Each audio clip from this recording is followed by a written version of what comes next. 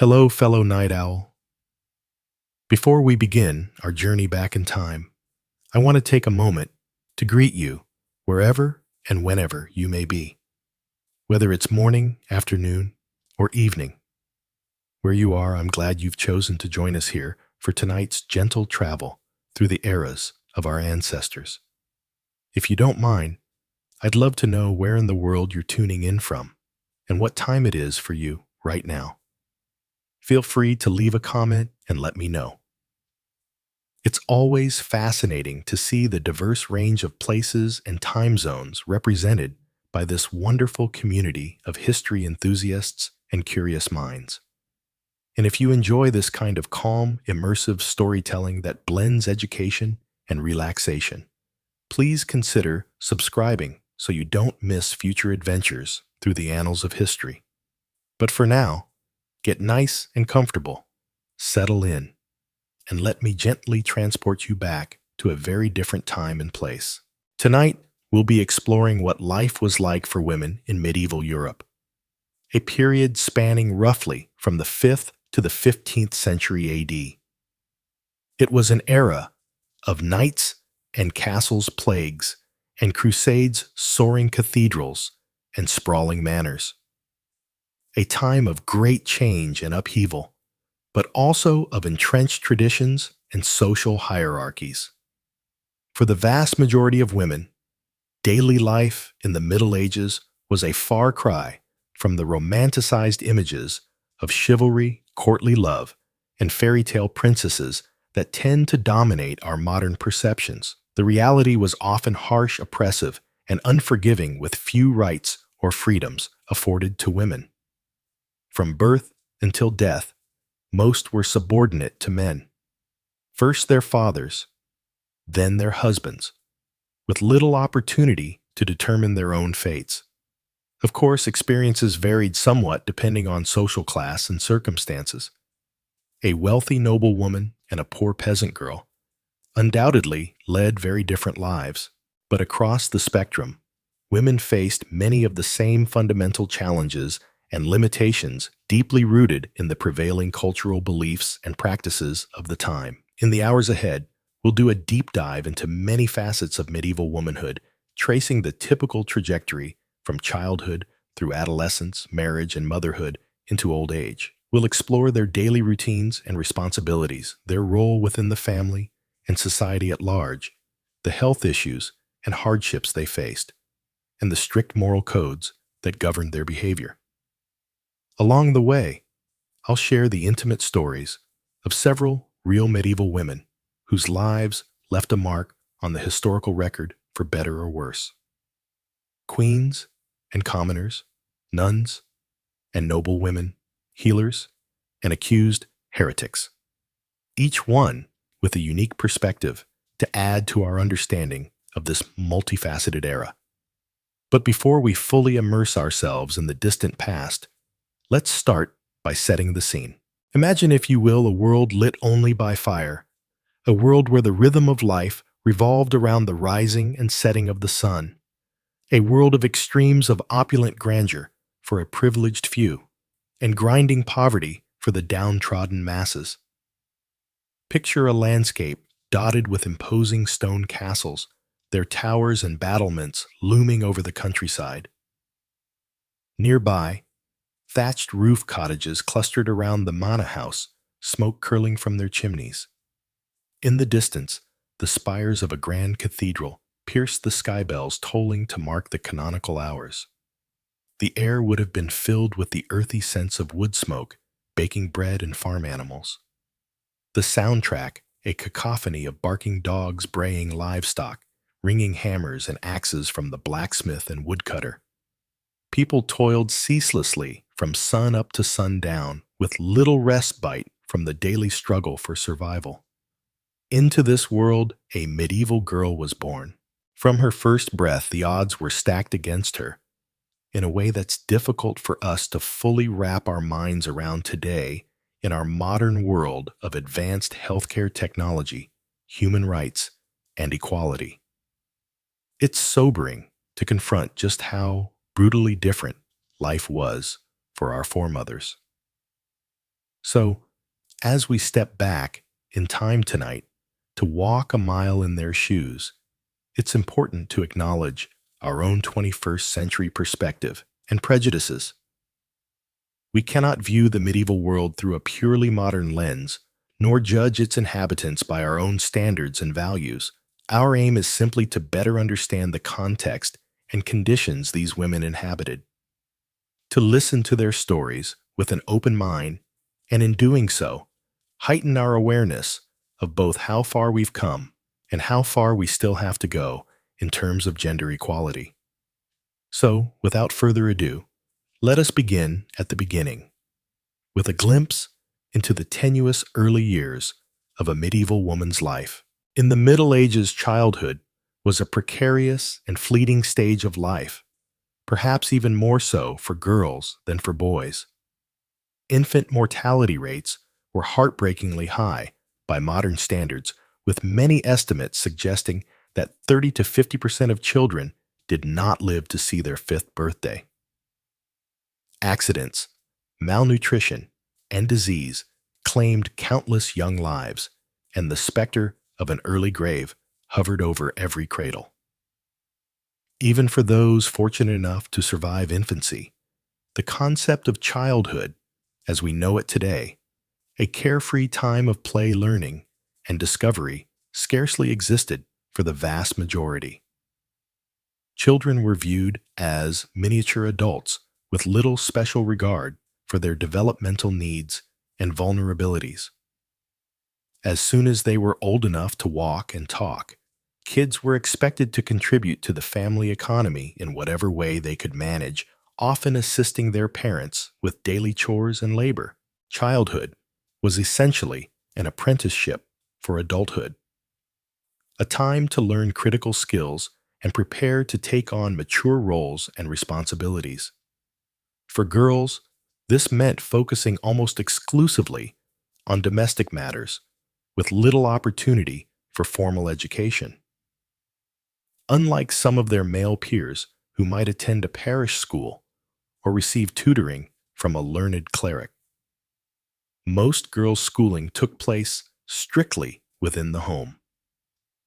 From a very young age, girls were indoctrinated into their prescribed place in society.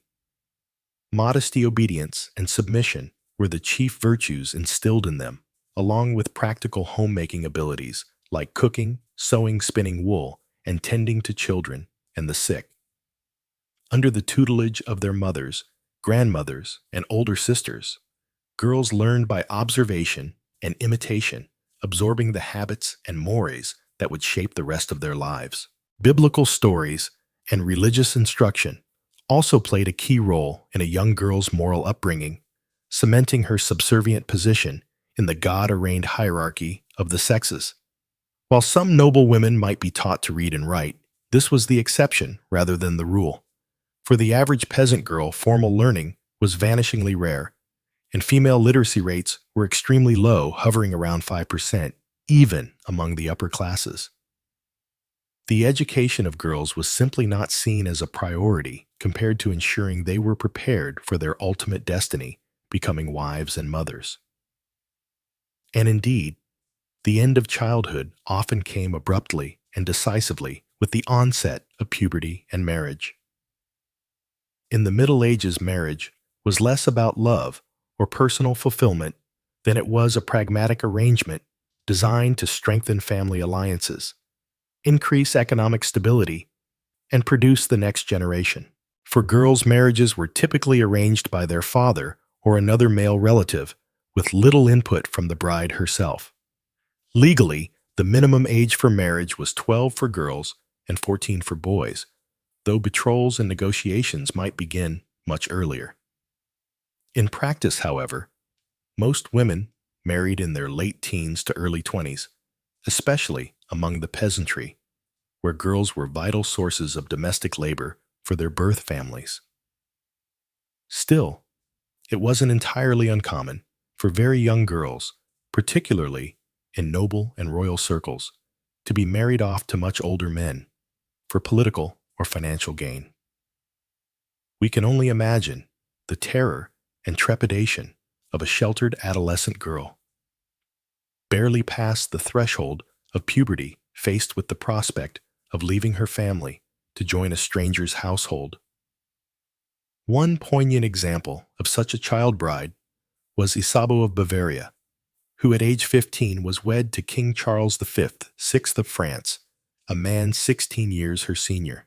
A renowned beauty, plucked from the minor nobility, Isabel was a pawn in a political alliance between France and Bavaria, her personal feelings ultimately of little consequence. Thrown into the strange and glittering world of the French court, the young queen was woefully unprepared for the weighty responsibilities that awaited her. Chief among these was the pressure to produce a male heir to secure the royal line, a duty that would utterly consume the next chapter of her life as a wife and mother. From our modern vantage point, it's difficult to overstate the physical and emotional toll that the transition from maidenhood to marriage would have taken on these young medieval brides.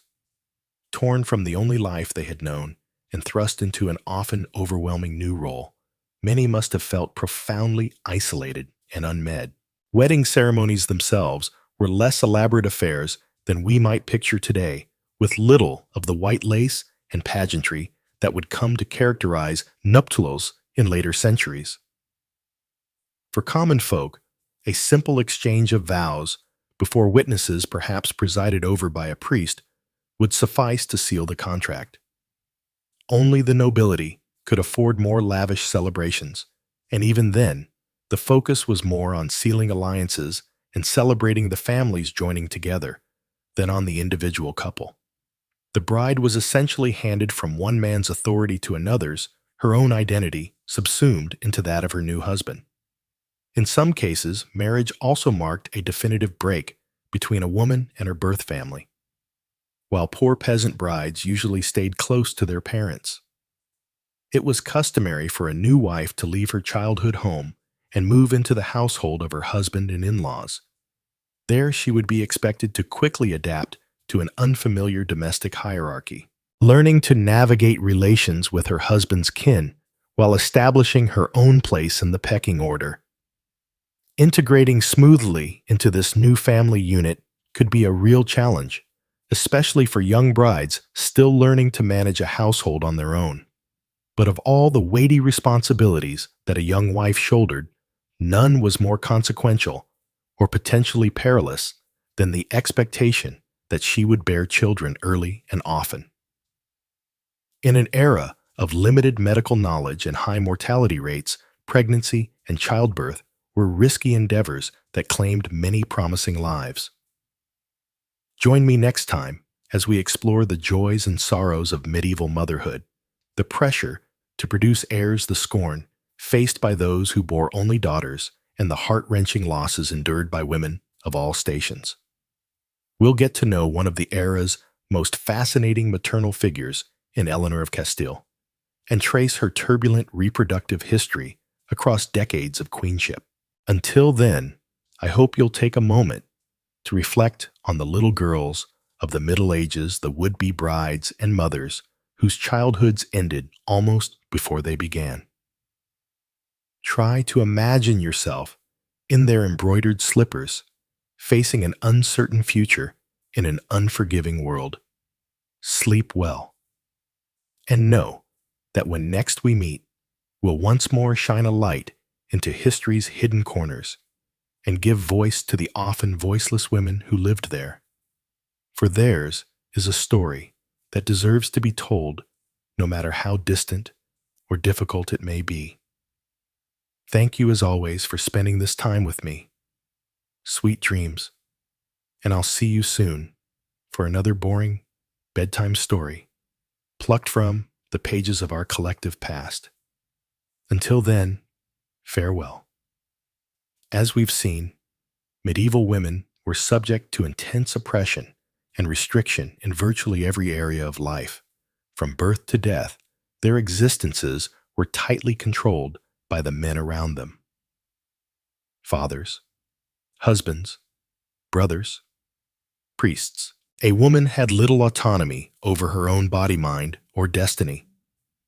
She was always under the watchful eye of male authority figures, quick to punish any perceived transgressions. The harsh morality of the Middle Ages, rooted in religious doctrine, placed women in an impossible bind. On one hand, church teachings cast women as inherently sinful and morally weak daughters of temptress Eve. Their beauty was seen as a threat, a tool for leading men astray. Women were expected to cover their hair and dress modestly to avoid inflaming male lust. At the same time as wives and mothers, women's primary duty was to be obedient, chaste, and pure. Any hint of flirtatiousness or sexual impropriety could ruin a woman's reputation. Adultery, even if committed by a husband, was always seen as the wife's failure. A jealous or disgruntled husband could easily accuse his wife of infidelity, condemning her to punishment. And those punishments for accused adulteresses were brutal and humiliating. A woman might be paraded through the streets stripped to the waist while a town crier announced her sins. She could be whipped, dunked in water, or locked in the stocks while crowds jeered and threw rotten food. In extreme cases, the penalty was death. But a woman need not even commit a crime to be subjected to public mortification. Gossiping, scolding, and nagging were also cause for painful embarrassment. Like the scold's bridle, this iron muzzle enclosed the head with a metal bit pressing down the tongue. The accused woman would be led through town to endure mockery and shame. Even for those rare women who sought a religious vocation, freedom remained elusive. Nuns lived ascetic lives, with their days dictated by rigid prayer schedules and their bodies concealed under shapeless habits. Silence was golden. A nun was to be seen and not heard.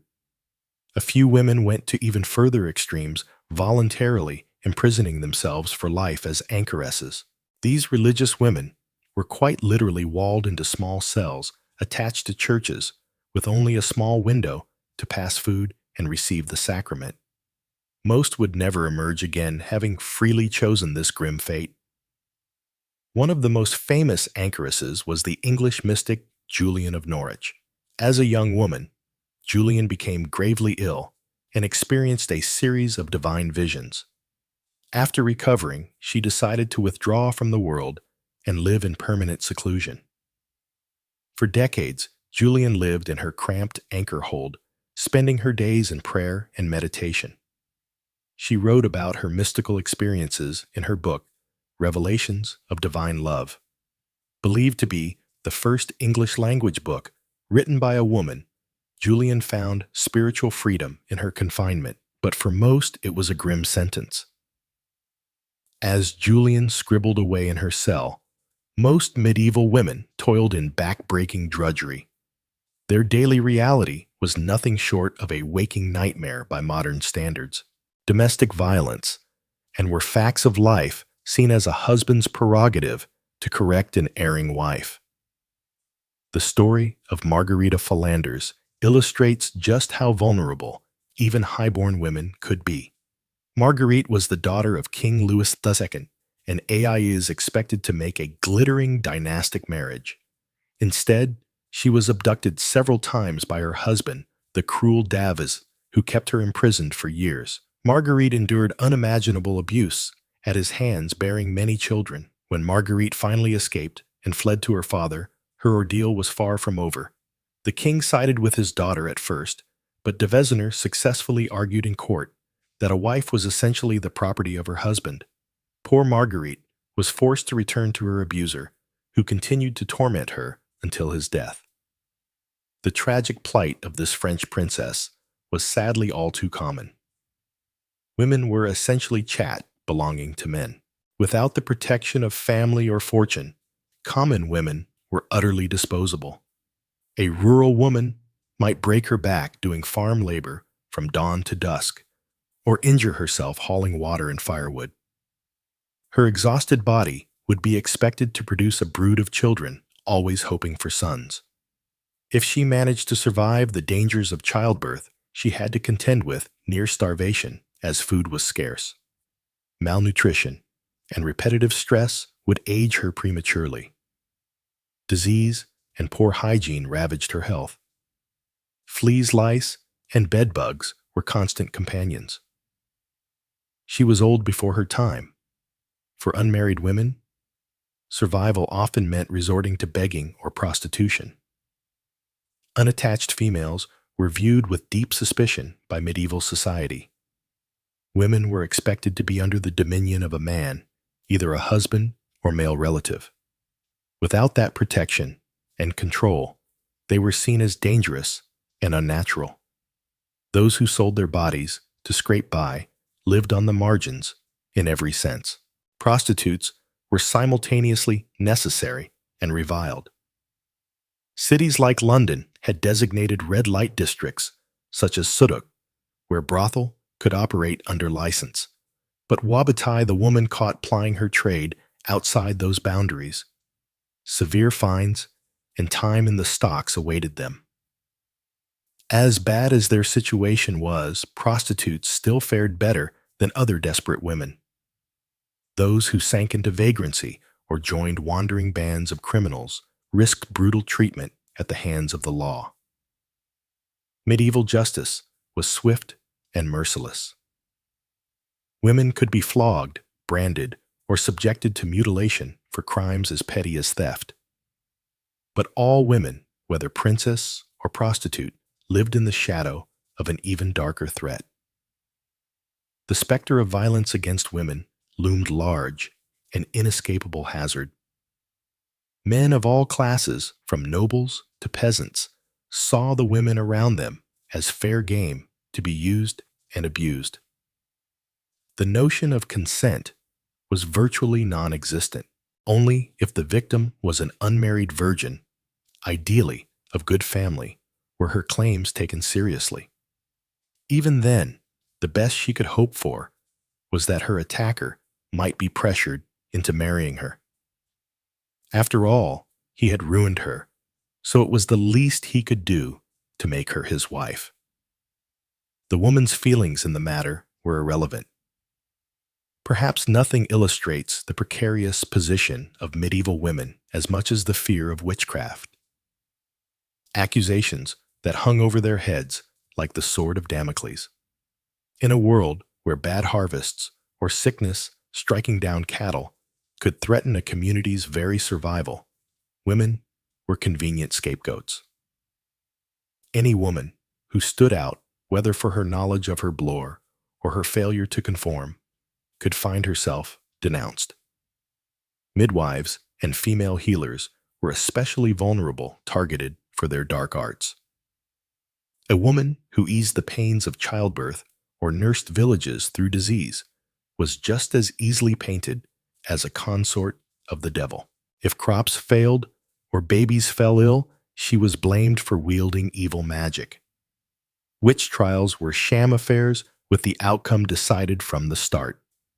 Accused women were stripped and searched for the devil's mark, some blemish or mole that supposedly proved their guilt.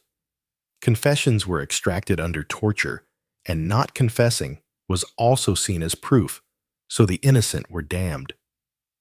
Either way, the lucky ones got off with being dunked in water or publicly humiliated. But many accused witches met a fiery end burned at the stake before a jeering mob. The palpable misogyny of the witch trials served as a potent reminder to all medieval women that they walked a razor's edge. Any misstep or false move could prove fatal. Given this constant suffocating oppression and threat of male violence, it's astounding that medieval women managed to carve out any shreds of agency and self-determination. But in small ways, some remarkable individuals did resist and rebel against the life that men and society prescribed for them. There was Christine de Par, one of the first professional female authors who dared to challenge the rampant woman-hating in male scholarly works. Her book, The Book of the City of Ladies, compiles the stories of notable women and directly confronts misogynistic arguments. As a widow who wrote to support herself and her children, Dupin faced condescension from male intellectuals. But she persisted, nonetheless, arguing passionately for women's moral and intellectual equality. Centuries ahead of her time, Dupin planted the early seeds of what would eventually blossom into feminism. And in the lives of many ordinary women, there were quiet acts of resilience and solidarity. Women relied on each other for support in the birthing room and formed networks to care for each other's children.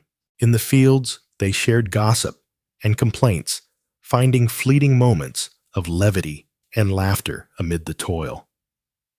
Mothers carefully taught their daughters the skills they would need to survive their lot in life. From managing a household to navigating the treacherous waters of marriage, they armed the next generation with the tools to endure, if not overcome, the hardships that awaited them. Yes, the overall picture of life for medieval women is grim. Their world was one of relentless drudgery, suffering, and submission. And yet it's crucial to recognize that women were never merely passive victims. They found ways to claim power and agency where they could, in ways big and small. Through it all, they displayed remarkable grit, grace, and resilience. As we close out our journey through the harrowing realities of medieval womanhood, it's worth reflecting on just how far we've come. Today, the notion that women are the property of men to be disposed of as they see fit is abhorrent. And while accusations of witchcraft may still fly, in some cultures, we no longer burn women at the stake for crimes they did not commit. But even as we acknowledge this progress, we must remain clear-eyed about the very real injustices and oppressions women continue to face worldwide. The forms may have changed, but the fight for true equity and freedom is far from over. Medieval misogyny may seem like a distant relic, but its echoes still reverberate today. So, as you drift off to sleep, take a moment to appreciate the profound strength and courage of the women who came before us. They bore the unbearable, and in so doing, paved the way for future generations to forge a better path. We stand on the shoulders of the medieval women who endured, and we owe it to their memory to keep striving for a world where every woman can live with dignity, safety, and liberty. The road ahead may be long, but as Christine Dyson so eloquently wrote, the female sex has been left defenseless for so long that some men think it is the way it has to be. Brick by brick, we are proving those men wrong and building a new reality. Medieval women may have lived in a time of darkness, but their unbreakable spirits lit the way forward candles in the night, guiding us on. And that, my friends, is boring history worth remembering at bedtime. Sweet dreams. The poor hygiene and sanitation of medieval times made life unpleasant for everyone, but women faced extra challenges in managing their monthly cycles.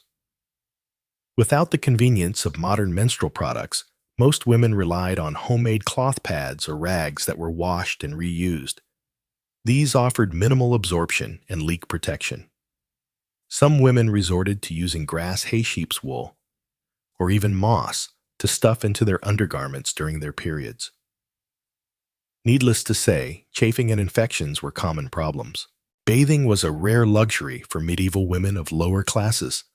Even if they had access to a river or stream for washing, the water was often polluted with human and animal waste, spreading diseases.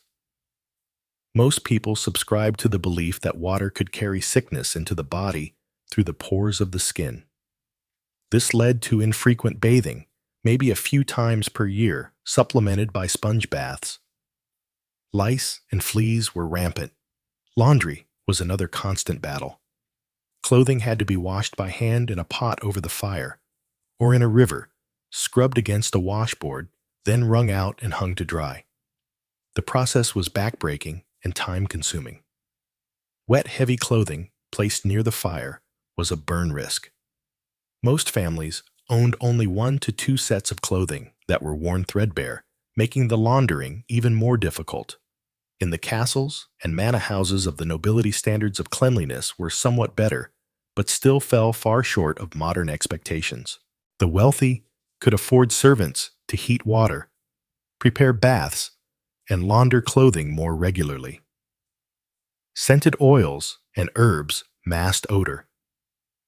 However, even the grandest stone fortress lacked running water, flush toilets, and proper waste disposal.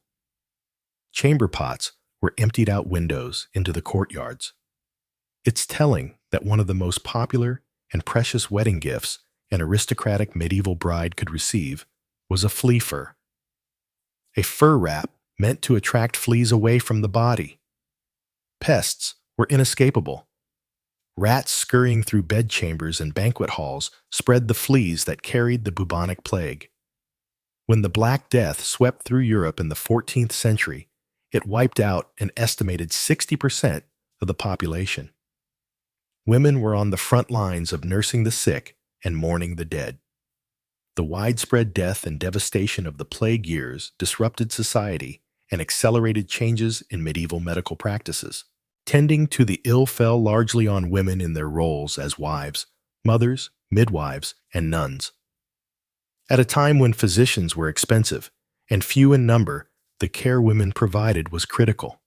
Convents often served as hospitals of last resort for the poor and destitute. Elderly nuns passed down herbal folk remedies to their novices. Some women parlayed their healing knowledge into careers as midwives, apothecaries, and surgeons. In the 14th century, Paris Jacqueline Felicia de Almenia was put on trial by the medical faculty of the University of Paris for illegally practicing medicine as a woman. Her patients, including priests and noble women, testified on her behalf, praising her diagnostic and treatment skills that surpassed male physicians. Nevertheless, she was excommunicated and barred from practicing further. It was a rare woman who managed to succeed in the male-dominated medical field. More often, a woman's home remedies were labeled as witchcraft and superstition. Anyone deviating from approved church doctrine ran the risk of being branded a heretic or witch. Midwives were especially vulnerable to accusations of sorcery. If a baby or mother died in childbirth, if a woman was knowledgeable about plants and herbs for easing pain or ending pregnancy, she could be condemned for consorting with the devil. The wise woman of a village might be respected as a healer in her youth, but reviled as a witch in her old age. Inquisitors interrogated and tortured suspects, coercing confessions. Once, a woman was accused, it was near impossible to prove her innocence, especially if she was unmarried or elderly, with no male relatives to defend her. Women comprised over 80% of the estimated 50,000 to 100,000 unfortunate souls executed for witchcraft between 1500 and 1660. Witch hunts and burnings were the ultimate manifestation of the medieval patriarchy's need to control and punish women who dared defy cultural norms. Even a woman who strove to be a perfect wife, mother, and Christian was still tainted by Eve's original sin, viewed as weak-willed and prone to temptation. To safeguard her virtue, a woman's role was submission and service, hidden away in the domestic realm of motherhood. Venturing out invited male attention and the ruin of her reputation. An unmarried woman was a liability, unable to fulfill her sole purpose of producing children. A married woman was her husband's property, to be protected or punished as he saw fit, regardless of her feelings on the matter. With so much of a woman's worth bound to her fertility, the pressure to bear children was immense. Pregnancy was a state of hope and fear. As the specter of death in childbirth loomed, noble women were considered successful if they produced at least one male heir who survived infancy. Queens who failed to deliver a prince might be cast aside in favor of a more fertile consort. The chilling fates of Henry VIII's wives come to mind. Peasant women had more reason to dread pregnancy and childbirth without access to the best food living conditions and attendance. Malnourishment left many women with rickets, a vitamin D deficiency that deformed their pelvises, making labor even more difficult and dangerous. Birthing a baby often took days, even a week, of sweat, blood, and pain. If labor seemed unending, a midwife might recommend opening the official birthing girdle of the Virgin Mary, kept in the local parish treasury, and placing it on the mother's stomach to speed delivery. This relic was of little practical use. Midwives did their best to ease suffering with herbal tinctures and salves, but could only hope to catch the baby and save the mother from Farta. Isab's plight was not unique. For girls born into noble families, one's wedding day often came well before one's 18th birthday. Political alliances and strengthening family ties took precedence over a young bride's readiness or personal choice in the matter. Though a privileged queen, Isabeau still faced many of the same challenges as women of lesser means when it came to marriage and motherhood in medieval times. The pressure to produce a male heir weighed heavily. A woman's worth was largely measured by her fertility and the number of surviving sons she bore. Failure to deliver a boy brought shame and scorn. Even for queens, childbirth was a harrowing ordeal, fraught with danger, in an age of crude medical knowledge. With each pregnancy, a woman, quite literally, took her life in her hands. Queen Eleanina of Castile, wife of Edward I of England, endured a staggering 16 pregnancies over 28 years in the late 13th century.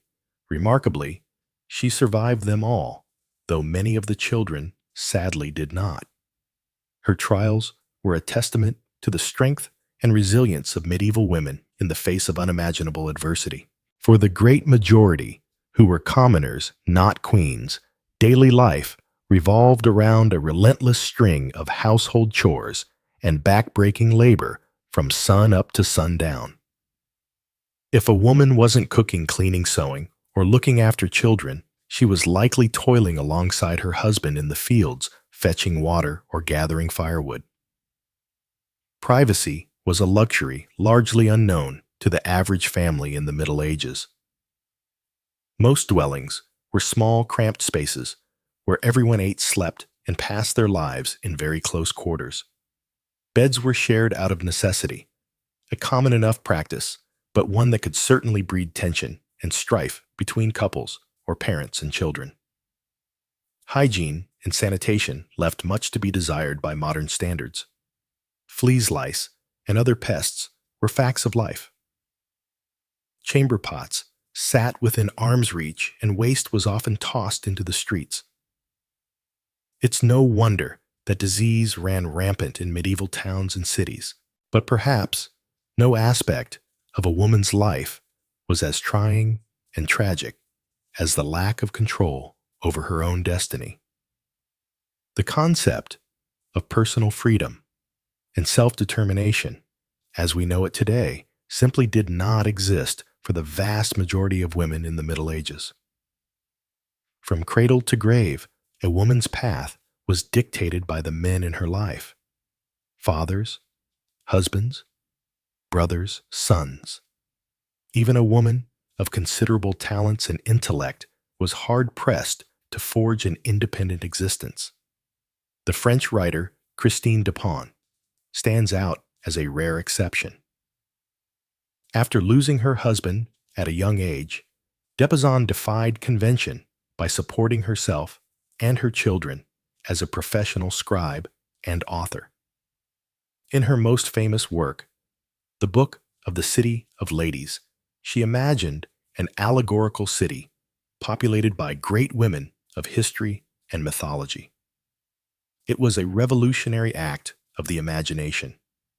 In a time when the prevailing wisdom held that women were weak, fickle creatures, incapable of reason or virtue. But Dupont's proto-feminist thinking was centuries ahead of its time.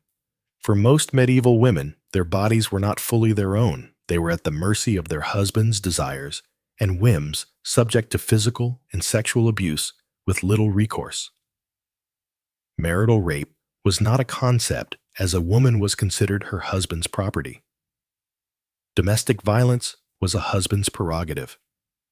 If a beaten wife dared to complain, she was more likely to be chastised for provoking his anger than to see justice served. Even a highborn, he had little protection against an abusive spouse. When Marguerite, the Countess of Flanders, displeased her cruel husband Louis of Mal, he had her abducted, imprisoned, and threatened with execution in the 14th century. Her story reads like a Gothic nightmare, but it was all too real for countless medieval women. The Church, which permeated every aspect of medieval society, often reinforced oppressive attitudes toward women.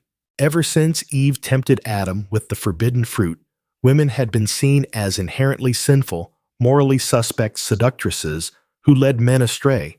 Female sexuality was something to be stifled and strictly controlled. A woman's foremost duty was to remain chaste and pure, ideally as a virgin, consecrated to Christ, but if not, as a virtuous wife and mother. Woe betide any woman who stepped outside those narrow lines of acceptable behavior. The consequences could be severe. A ruined reputation, abandonment, physical punishment, even death in extreme cases. Some pious women sought to escape the dangers and disappointments of the outside world by retreating into religious seclusion. The English mystic Julian of Norwich chose to be walled into a small cell attached to a church in the early 15th century, receiving food and necessities through a small window. There, she spent decades in solitary prayer and contemplation, even writing a remarkable series of revelations. For her, the anchoress's cell meant safety and spiritual purpose. But to modernize, it looks a lot like solitary confinement. As we've seen, life for the medieval woman was defined by constriction of opportunity of body of spirit. Corseted by rigid gender roles, corseted by religious doctrine, confined to the domestic sphere. She endured tremendous hardship and often died young. But then as now, women found ways to make their mark, to assert their agency, to fight back against their oppression in ways big and small. Through grit and grace fury, and faith tears and toil, they persevered. Though the centuries have brought hard, won freedoms and progress, the specter of misogyny that haunted the Middle Ages has not fully released its hold on the present day. In our own time, we are still reckoning with many of the same issues: unequal treatment, the policing of women's bodies, gender-based violence, and discrimination.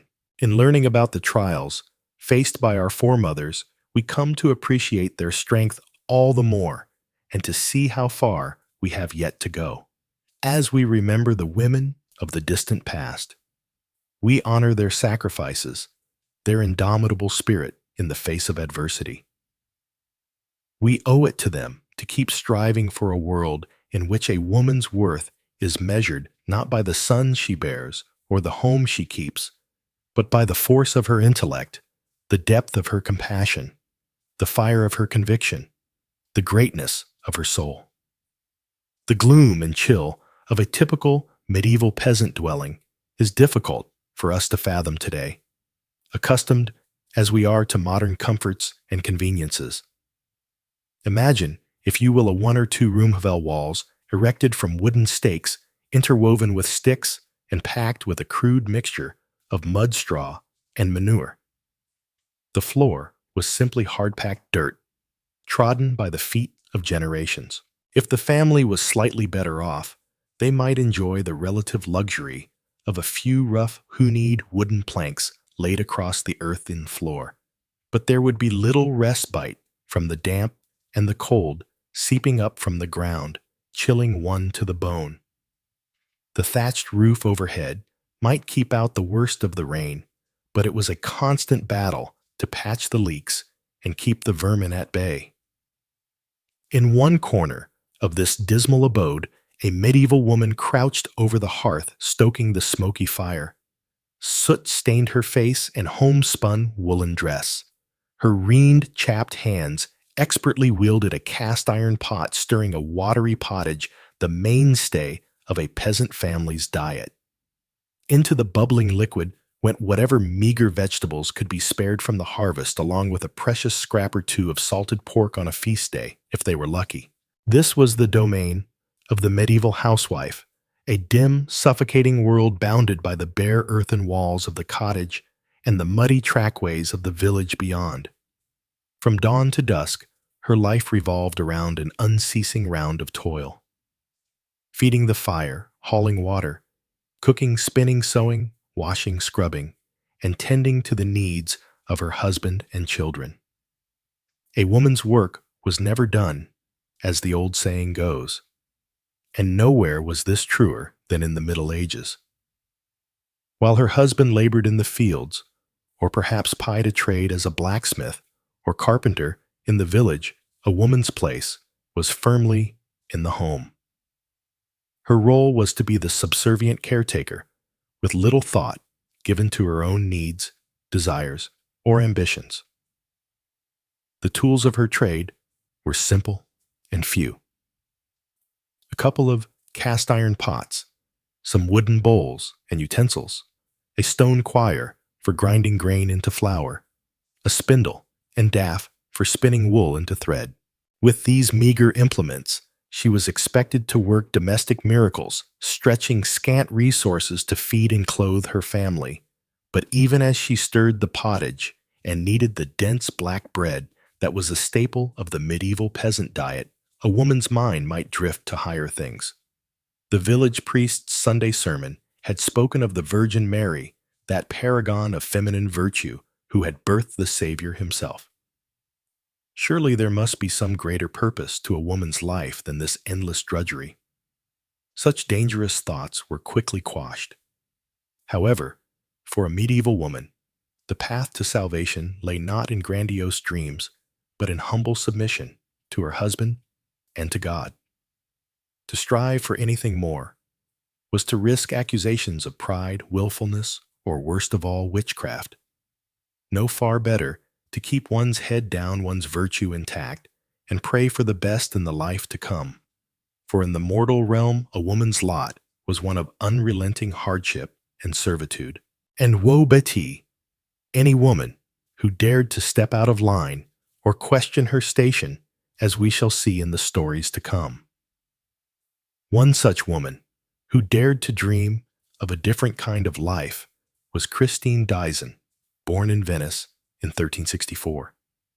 Christine's father was a renowned physician and astrologer who secured a position at the court of King Charles V of France when Christine was just a small child. Growing up in the rarefied intellectual atmosphere of the royal court, Christine enjoyed the very best education available to a medieval girl. She learned to read and write in Latin and French, studied classic works of literature and philosophy, and even had access to the king's magnificent library, a repository of knowledge unimaginable to most of her contemporaries. Her father, progressive for his time, believed in cultivating his daughter's mind and encouraged her scholarly pursuits. At the age of 15, Christine was married off to a nobleman named Etienne de Castel. It was an arranged match, as was typical for the time, but by all accounts, the couple grew to love and respect one another deeply. Christine bore 3 children and settled into the expected role of a beautiful wife and mother. But Christine's domestic tranquility was not to last. In the space of a few short years, she lost her beloved husband to an outbreak of plague, followed by her father's death soon after. At the age of 25, Christine found herself a widow and an orphan. Left alone to fend for herself and her young children in a world that had a little use for an educated woman without a man's protection. Facing financial ruin and the loss of her cherished library, Christine made a courageous and virtually unprecedented decision. She would support her family through her writing, becoming one of Europe's first professional female authors. With quill and ink, Christine carved out a place for herself in the almost exclusively male domain of medieval literature. She began by writing love ballads and devotional poetry genres deemed suitably feminine and unthreatening. But as her confidence and reputation grew, Christine turned her mind to weightier matters. In her most famous work, The Book of the City of Ladies, she crafted an impassioned defense of women against the misogynistic attitudes of her time. With elegant, incisive prose, Christine dismantled the pervasive notion that women were inherently morally and intellectually inferior to men. She argued that women were just as capable of virtue learning and leadership as their male counterparts if only they were given the chance to prove themselves. Through a series of vivid biographical sketches, Christine celebrated the accomplishments of great female scholars, artists, warriors, and saints throughout history. From the ancient world to her own time, she highlighted women who had overcome overwhelming odds to make their mark on the world. There was the famed scholar Hypatia of Alexandria, brutally murdered by a mob for daring to teach philosophy and mathematics.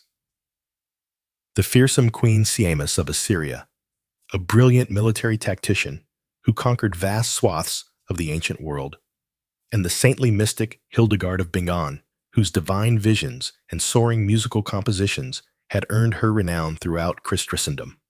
With each story, Christine chipped away at the edifice of misogyny, making a powerful case for the fundamental equality of the sexes.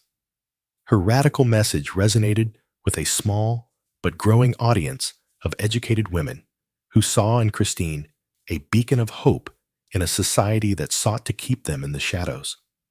Of course, Christine's proto-feminist views were not well received by the male establishment. She endured harsh criticism and mockery from some quarters, dismissed as a shrill harpy or a delusional madwoman. Her own lifelong struggle for recognition and respect was a testament to the deeply entrenched barriers faced by medieval women with ambitions beyond hearth and home. But Christine refused to be silenced. She continued to write prolifically until her death around 1430, leaving behind a body of work that would influence generations of women to come.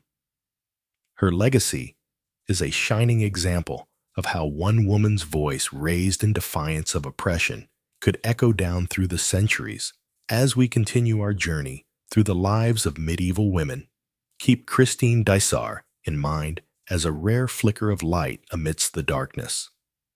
For most of her contemporaries, the possibilities she represented of an independent intellectual life were little more than an impossible dream. Marguerite's story illustrates the precarious position of even noble and highborn women in medieval society. Though an AIS of considerable wealth and status, she was still ultimately at the mercy of the men in her life to be traded and treated as a possession.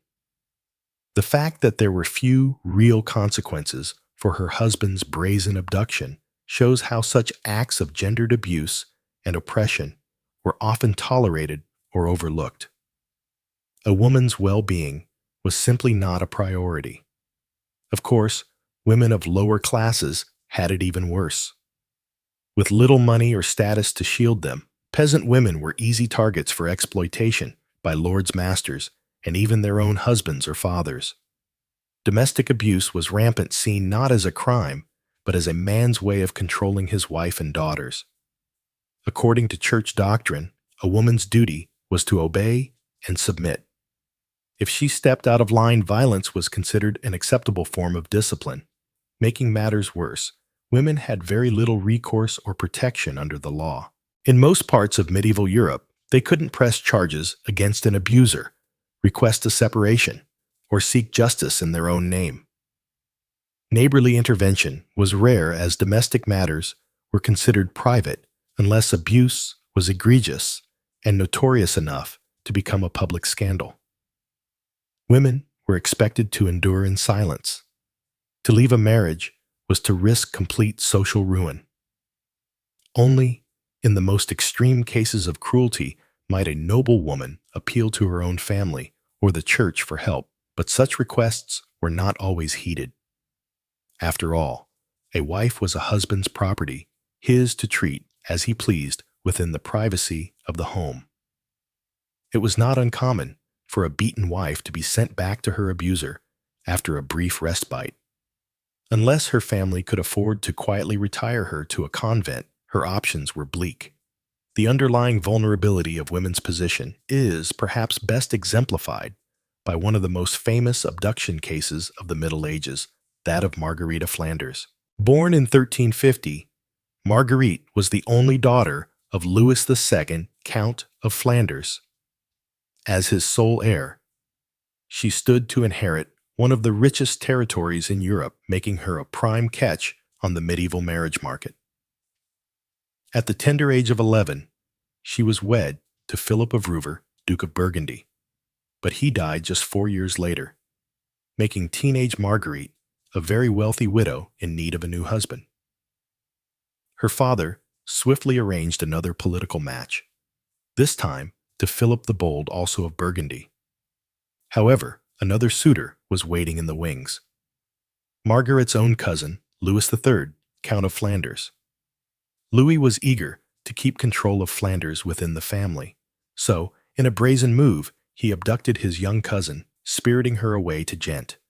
The poor girl had little say in the matter, as the men in her life fought over her considerable fortune.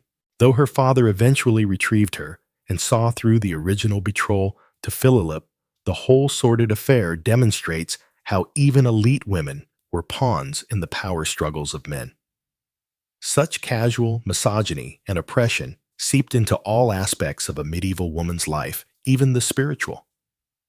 The teachings of the Catholic Church in this period were heavily imbued with notions of female subservience, sinfulness, and sexual temptation. Ever since Eve took a bite of that forbidden fruit, women were seen as morally weaker and more prone to vice than men. As descendants of Eve, women were considered inherently more lustful, vain, emotionally unsteady, and intellectually deficient. These supposed flaws justified their subordination to cool, rational men who were tasked with controlling women's behavior for their own good and that of society. The Church taught that virtuous women were obedient, chaste, modest, quiet, and diligently domestic, always working in service of their fathers, brothers, and husbands. Any deviation from this pious feminine ideal was swiftly condemned. Outspoken, defiant, ambitious, or opinionated women were seen as unnatural and dangerous threats to the social order, and of course, those who engaged in unsanctioned sexual behavior, sex outside of marriage, adultery, or prostitution, were painted as wicked temptresses leading men into sin. Never mind that it was usually men coercing and exploiting women into such compromising situations in the first place. So, it's no surprise that one of the worst labels a woman could attract was that of a witch. The medieval church saw witchcraft as the ultimate expression of feminine evil. A woman enthralled to the devil, using supernatural powers to subvert male authority and corrupt the innocent. What sort of woman would draw such dire accusations? Often, she was a social outcast of some kind, a widow living alone, an unmarried older woman, a midwife or herbalist, a beggar, or someone who didn't quite fit into the prescribed role of demure wife and mother. Such vulnerable women made the perfect scapegoats for any kind of misfortune that might befall a community, from failed crops to sickness to impotence. And the flimsiest of evidence could justify horrific torture and execution methods.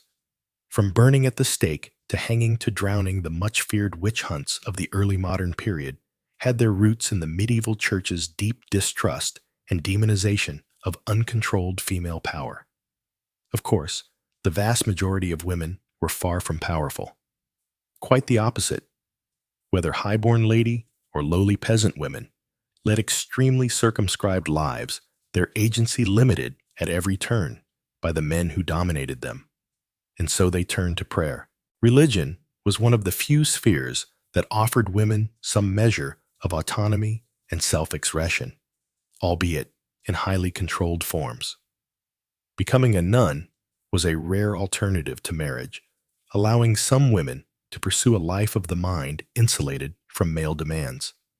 Female mystics were also grudgingly tolerated, even revered, so long as they confined their spiritual visions to properly doctrinal subjects. One such mystic was Julian of Norwich, an English anchorist who lived a radical form of the monastic life. In her 30s, she requested to be permanently enclosed or anchored in a small cell attached to a church where she would spend the rest of her days in solitary prayer and contemplation. The door to herself was sealed shut in a solemn ceremony, with the expectation that she would never pass through it again, even in death. Her body would later be removed through the high window facing the church interior. For decades, Julian lived in this stone room, no more than 15 paces long, receiving food and necessities through a small opening. And yet this life of unimaginable isolation and deprivation was still preferable to marriage for some women. At least as an anchoress, Julian was beholden to no man save Christ. She could devote herself fully to her spiritual practice without the burdens of domestic duties or childbearing. Through her high window, she also served as a kind of counselor to parishioners offering prayers and advice. In this role, she gained a measure of influence and authority rarely granted to women. Her mystical visions recorded in her book, Revelations of Divine Love, even dared to describe God in feminine terms as a nurturing mother.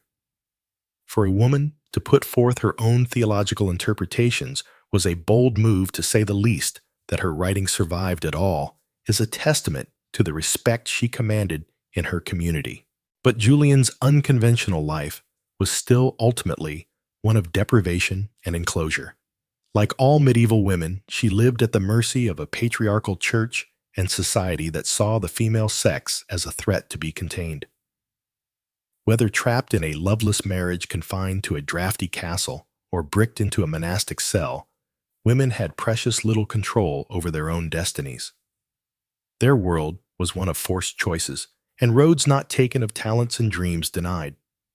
Submission, silence, and survival were the orders of the day. Medieval women may not have conceptualized their plight in terms of equality or justice, but they surely felt the constraints on their minds and bodies as a kind of slow suffocation and narrowing of possibilities. And yet they endured. They found what slivers of light they could in the darkness. They took pride in what they could: their children, their handiwork, their faith. They sustained their communities and their families as best they knew how. And in so doing, medieval women laid the foundation for the advancements of subsequent generations. Their sacrifices, their strength, and their quiet resilience paved the way for greater freedoms to come. So, as we drift off to sleep tonight, let us honor these forgotten forms. Let us dream of the lives they might have lived in a world that cherished them fully. And let us carry their stories forward, recognizing how far we've come and how far we still have to go. For in the end, women's history is human history. Our liberation is forever bound up with one another. And with that, I bid you good night. Rest well, dear listener, and dream of kinder times. Marguerite's harrowing tale illustrates the precarious position of even noble women in medieval society. At the whims of men, their choices and consent mattered little. A woman, especially a wife, was property to be seized and exploited. Unfortunately, such disregard for women's bodily autonomy pervaded all levels of society. Domestic violence was rampant, with husbands entitled to physically chastise their wives as they saw fit. As the 15th century Liber Extra decreed, a man may chastise his wife and beat her for her own correction. For she belongs to him, so may he chastise her. Peasant women often bore the brunt of their husbands' frustrations over grueling field labor, meager food, and wretched living conditions. With large families crammed into tiny cottages, privacy was non-existent and tempers short.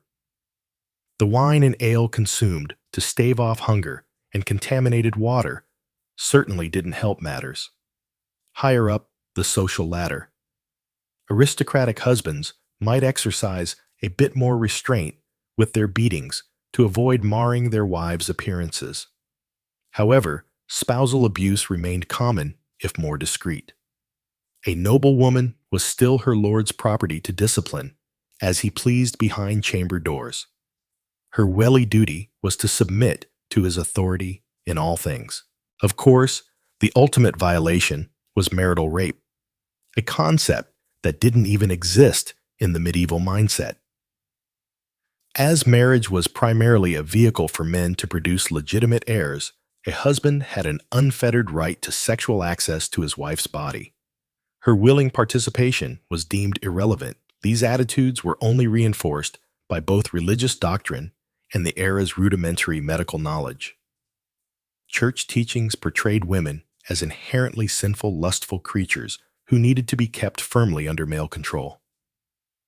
Female desire was an aberration, whereas male desire was natural and unavoidable.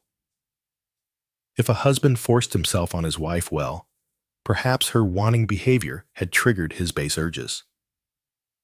Medical texts, meanwhile, claimed that female seed had to be warmed and stimulated to procreation by vigorous action of the male rod. Women's enjoyment was considered essential to conception. By this logic, if a wife became pregnant, surely she must have been a willing participant in the act, regardless of her objections.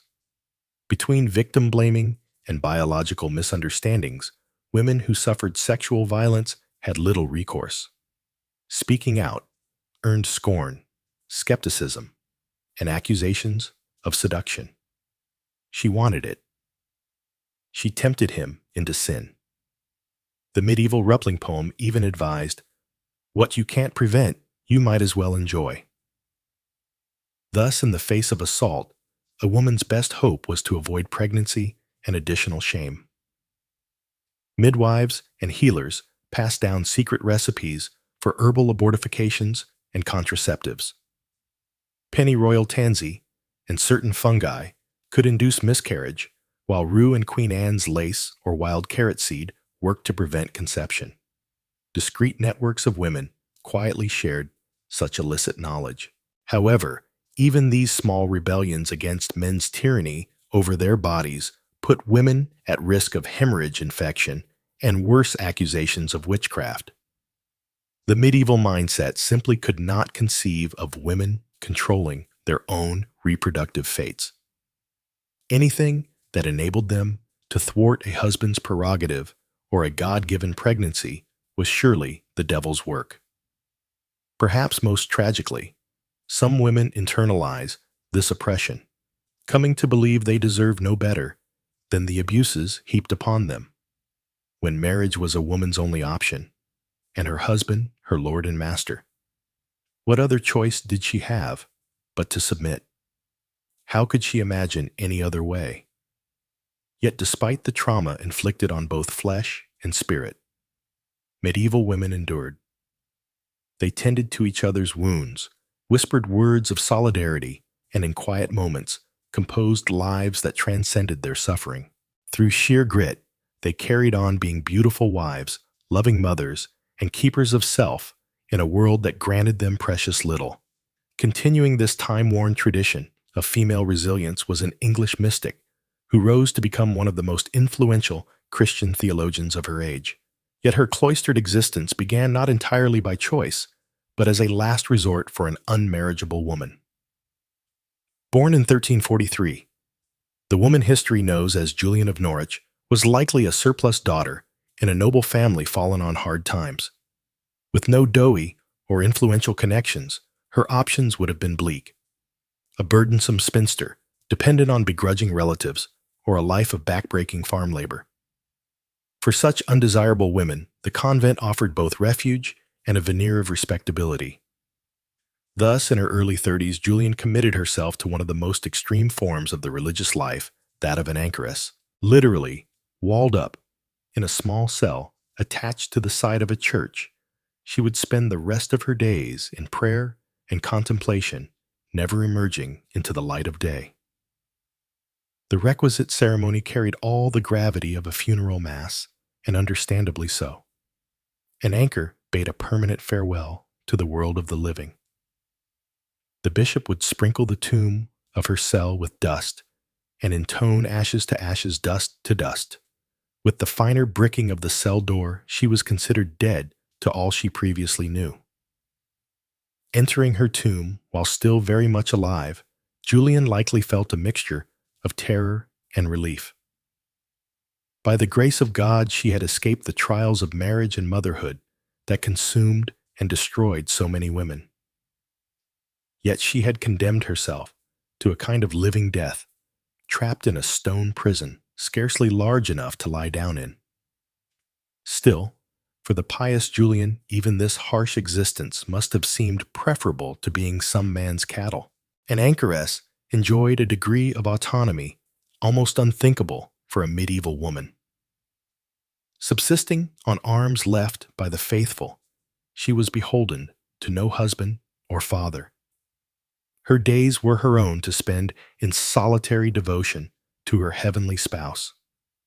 Moreover, in a society that regarded most women's words as worthless prat, and an anchor, pronouncements carried rare spiritual authority. Townsfolk would flock to the small curtained opening in Julian's cell to pour out their sins and troubles, hoping to receive divine wisdom from the holy woman's lips and dispense wisdom. Julian did, though, of a surprisingly progressive bent for her time. In 1373, she experienced a series of vivid visions during a near-fatal illness.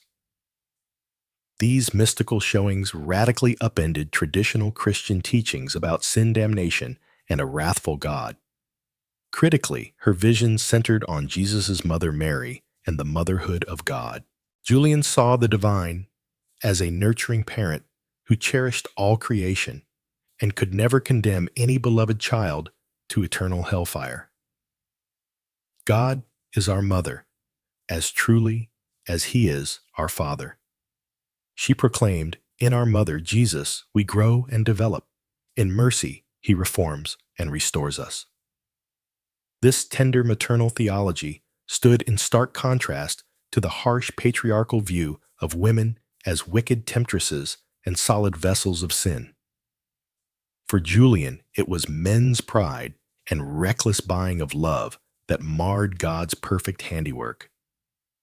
Women like Mother Mary embodied the purest form of Christ-like love and mercy. When Julian recorded her subversive insights in revelations of divine love, she became the first woman to write a book in the English language. Despite her physical confines, her radical compassion seeped out to permeate the popular religious imagination. Decades after her walled entombment, local people still referred to her as Dame Julian, who is living at Norwich. Indeed, though Julian's body remained immune in her anchor hold, her mind and soul roamed free. Within her cell, she created an interior world of meaning and beauty that defied the brutality without. For her and many solitary female mystics, the convent was both a refuge and a rare opportunity for intellectual and spiritual self-realization. Still, Julian's unlikely triumph can't negate the tragedy of medieval women's overall plight. That a lifetime of walled solitude was one of their better options speaks to the soul-crushing limitations they faced. The vast majority never escaped the domestic prisons that constrained them from cradle to grave. Yet lying here in the dark, listening to their softly unspooling stories, perhaps we can extend them the same mercy Julian saw in the mother heart of God. We can honor their suffering resilience and indomitable will to endure and find meaning despite it all. And in so doing, we strive to create a world where no woman need choose between a physical or mental tomb to know her own worth.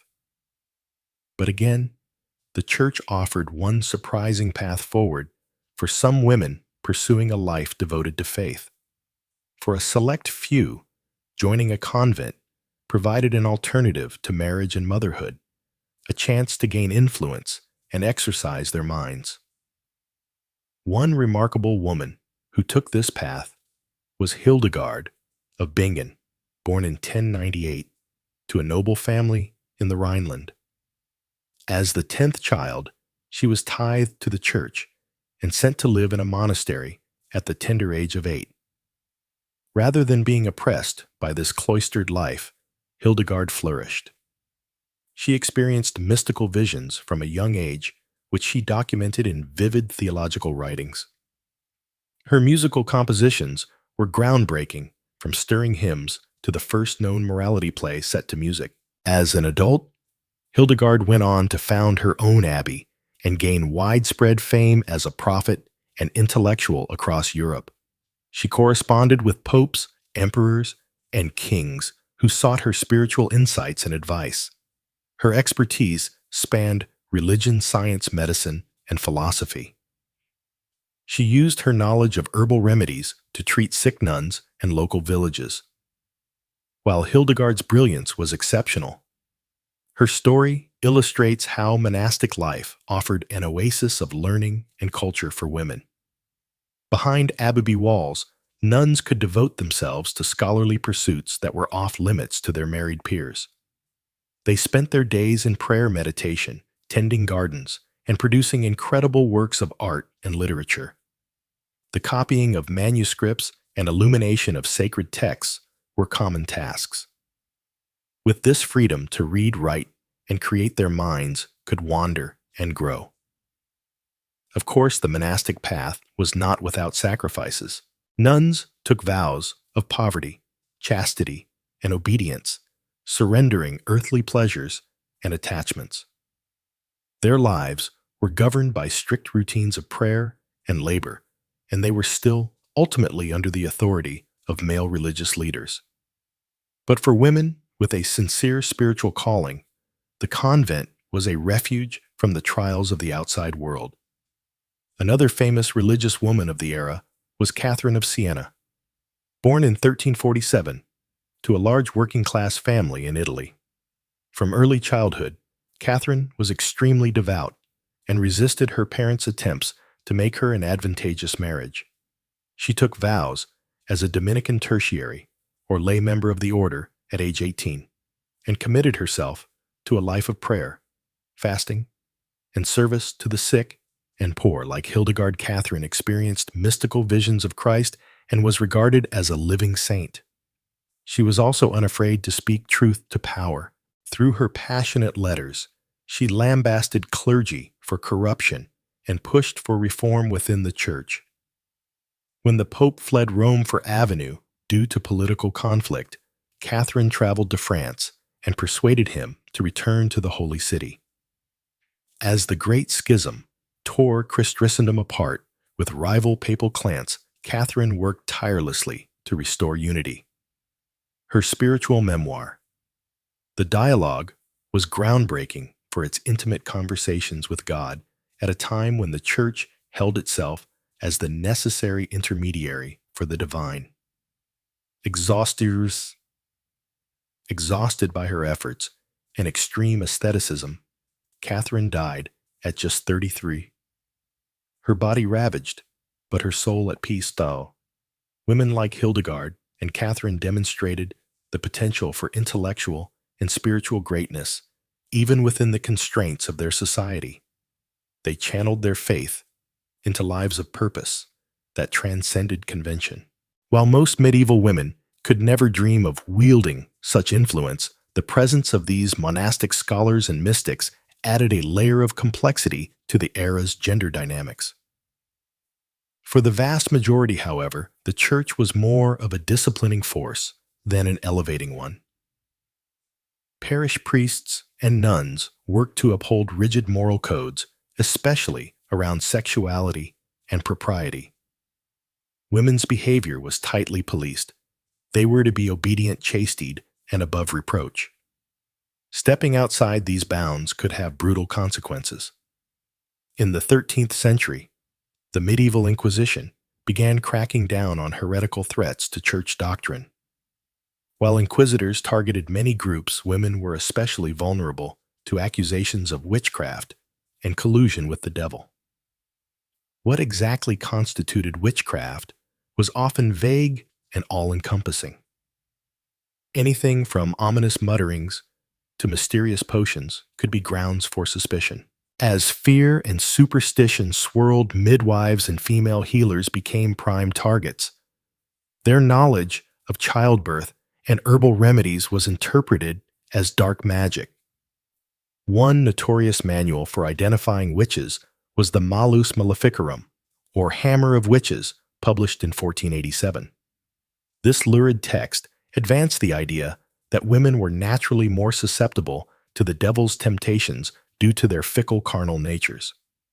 It included a script for interrogating accused witches that usually led to confessions under torture. Those found guilty faced horrific deaths, beheading, hanging, or burning at the stake in public spectacles meant to terrify others into piety and conformity. While the full-fledged witch hunts peaked in the 16th to 17th centuries, their roots lay in the medieval church's deep mistrust of women's power. Of course, the specter of witchcraft could also be used for more cynical ends. Charges might be levied to punish a woman who spurned a man's advances or dared to speak her mind too boldly. Widowed or single women living on the margins of society were common scapegoats. The vague nature of the crime made it a convenient pretense for removing inconvenient women. Beyond the most violent episodes, daily spiritual life centered on a steady stream of masses, feast days, and seasonal celebrations. Women were expected to be the pious heart of the family, tending to prayers and devotions. The cycle of church festivals structured the year. Advent, Christmas, Lent, Easter, Saints' Days. Much of a woman's free time revolved around preparing for these events. At the same time, traces of older pagan traditions endured and mingled with Christian practices. Medieval holidays often had raucous, earthy elements, like maple dances and harvest revelry, that the church tried to tame. Some women surely found ways to experience joy and release within these quasi-religious festivities. Ultimately, the church was a ubiquitous framework that medieval women had to navigate with extreme caution. It offered both an ideological justification for their subjugation and an occasional escape route from worldly demands. Women had to walk a razor's edge, meeting high expectations of virtue while facing perpetual suspicion. Conformity to religious doctrine was yet another constraint on their freedom. As we've seen, whether in the domestic sphere, the world of work, or the eyes of the church, medieval women faced relentless challenges. But even in this unforgiving landscape, some found ways to carve out meaning and exert agency, however small. In the final stretch of our journey through this distant yet resonant era, we'll meet a few more extraordinary women who managed to make their mark and consider how the medieval mindset continues to shape gender dynamics today. The road behind us is long and winding, but there are still revelations ahead. The days were long and arduous for medieval women, filled with a never-ending litany of chores and responsibilities. From sun up until sundown, a woman's work was truly never done. While their husbands and fathers toiled in the fields, plying their trades, or rode off to war, it fell to the women to keep the home fires burning and burning.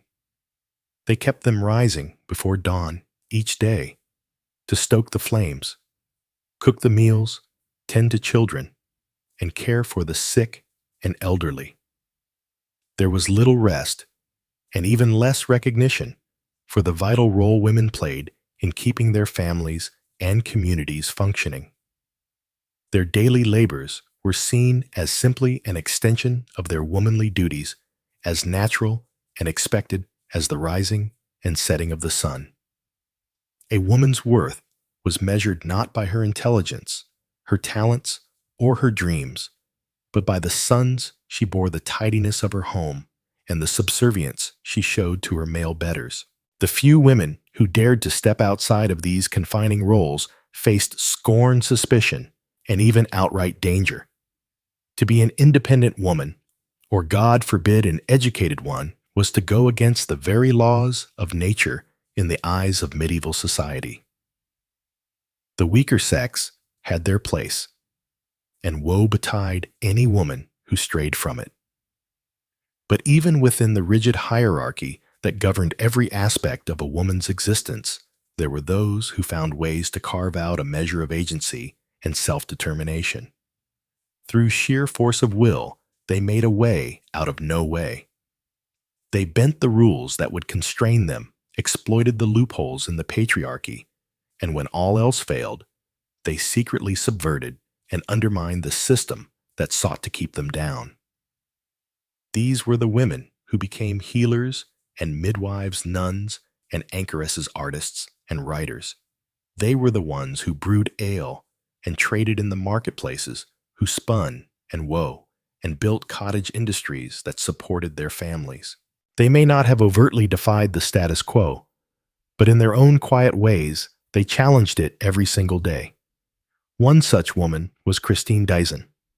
Often regarded as Europe's first professional female writer, born in Venice in 1364, Christine's intellectual gifts were recognized and nurtured from a young age by her forward-thinking father. Educated alongside her brothers, Christine dove headlong into the study of languages, classic literature, and the sciences, pursuits that were essentially off-limits to girls and women at the time. When she was just 15, Christine's father arranged for her to marry a royal secretary at the French court. It was an auspicious match, and one that brought Christine into an exciting new world of politics, art, and scholarly discourse. For a time, the young bride reveled in the rarefied air of the royal court, attending salons and penning love ballads that earned her the admiration of her learned peers. But Christine's charmed life would soon be disrupted by a series of heartbreaking losses. First her father, and then her beloved husband. Both died unexpectedly, leaving Christine a widow and single mother at the age of just 25. With no male protection or support, Christine and her children faced an uncertain future. Lesser women might have crumbled under the weight of such adversity, but not Christine de Pizarre. With characteristic pluck and determination, she picked up her pen and parchment and went to work. At a time when few women could even read and write, Christine began producing poems, essays, and allegorical works at a prodigious rate. Her output was astounding, both for its sheer volume and its daring originality. What made Christine a truly revolutionary figure, however, was not just her literary prowess, but also her willingness to tackle subjects that were considered strictly off-limits for women. She wrote extensively about politics, war, and the role of women in society, boldly challenging the misogynistic attitudes of the day. Her most famous work, The Book of the City of Ladies, was a spirited defense of women's intellect and capabilities, and a scathing critique of the many injustices they faced. In this groundbreaking text, Christine reimagined history from a female perspective, celebrating the accomplishments of great women throughout the ages.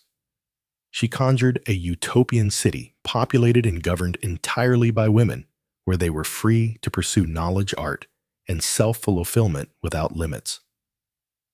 It was a radical vision for its time, and one that would plant the seeds of feminist thought for generations to come. Through her words, Christine de Pizarre not only made a name and a living for herself, but she also opened up new possibilities for women in the world of letters. She showed that a woman could be both a serious scholar and a commercially successful author, paving the way for other gifted female writers to follow in her footsteps. Of course, Christine's remarkable success story was very much the exception, rather than the rule in medieval times. For the vast majority of women, the pursuit of education and intellectual endeavors remained an impossible dream. Most could not read or write, and even those who could were often discouraged or outright forbidden from doing so by the men in their lives. The idea that women were mentally inferior to men was so ingrained in medieval society that it was practically accepted as gospel truth. Learned scholars and religious leaders devoted endless pages to elaborate theories about the deficiencies of the female mind. Women, they argued, were too weak, too emotional, and too easily swayed by temptation to be trusted with serious matters of the intellect. These beliefs had very real and damaging consequences for medieval women's health and well-being. With little understanding of female biology, physicians routinely misdiagnosed and mistreated women's medical issues. Menration was seen as a curse, a sign of women's inherent uncleanliness. Menopause was considered a form of madness. And childbirth, that most quintessentially female experience, was a perilous undertaking that claimed countless lives.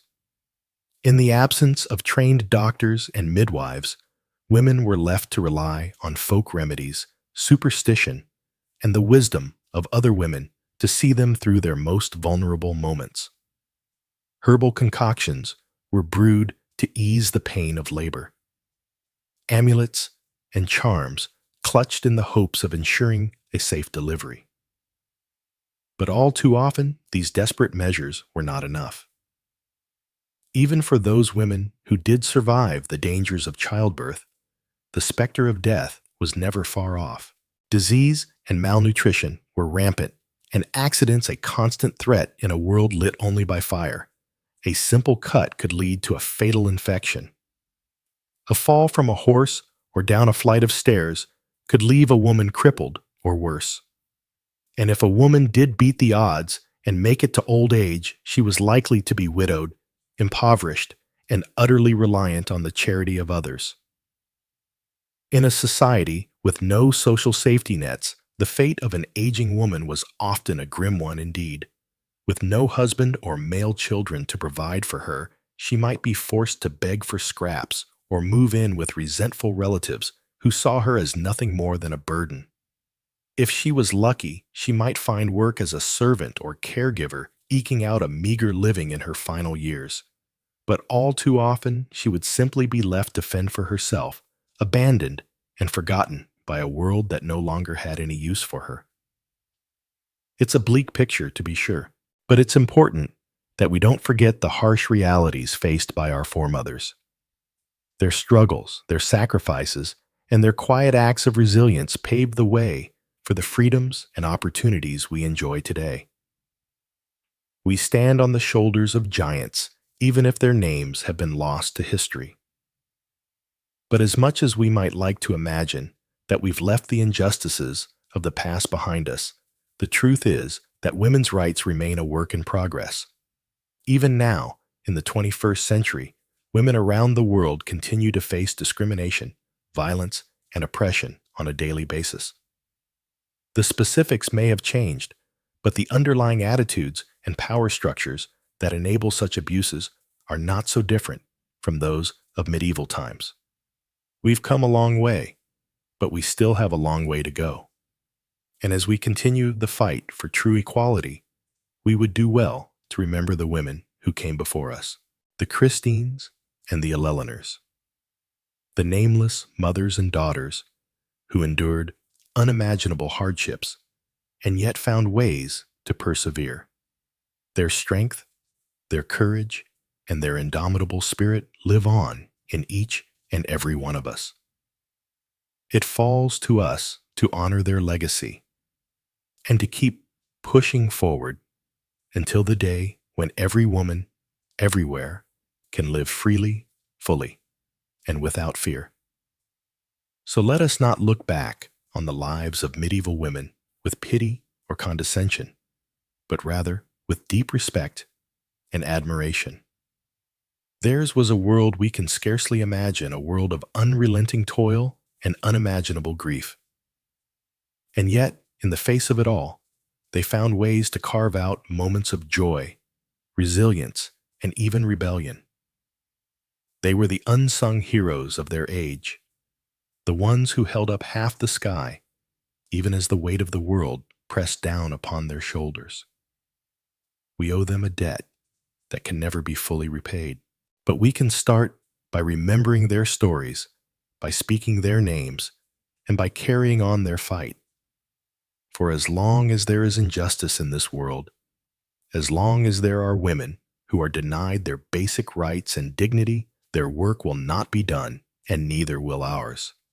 So let us draw strength from their example, and let us never forget the sacrifices they made so that we might one day live in a world where every woman can rise up and claim her place in the sun. It's a dream worth fighting for, and one that we must never stop pursuing, for the sake of our mothers, our sisters, our daughters, and all the generations of women yet to come. As we've seen, life for women in the Middle Ages was full of hardships and challenges that are difficult for us to fully comprehend today. From the moment they were born, girls faced an uphill battle in a world stacked against them. Childhood was a precarious time, with many not surviving past the age of 5 due to disease, malnourishment, and lack of medical knowledge. Those who did make it often had to grow up far too fast. For noble girls like Isabeau of Bavaria, the transition from childhood to adulthood could be especially abrupt. At the tender age of 15, Isabeau was sent from her home in Bavaria to France to wed King Charles V, a man she had never met who was more than a decade her senior.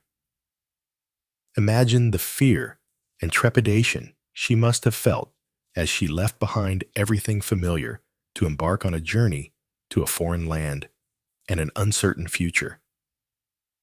Isabel's marriage to Charles was arranged for political reasons, as was typical of the time.